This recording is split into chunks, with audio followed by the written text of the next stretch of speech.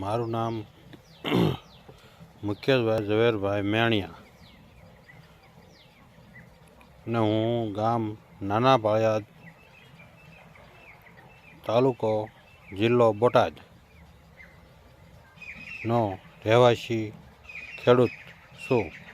મેં વર્ષ 2023-24માં જિલ્લા બાગાયત કચેરીના માર્ગદર્શન હેઠળ રક્ષિત ખેતી કરવા સારું પોતાનું નેટ હાઉસ ખેતર પર બનાવેલ છે. નેટ હાઉસમાં ખીરા કાકડીનું વાવેતર પણ કરેલ છે અને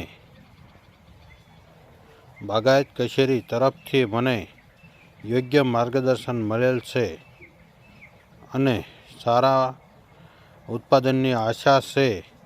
તેમજ સરકારશ્રી તરફથી નિયમાનુસાર સહાય પણ મને મળેલ છે.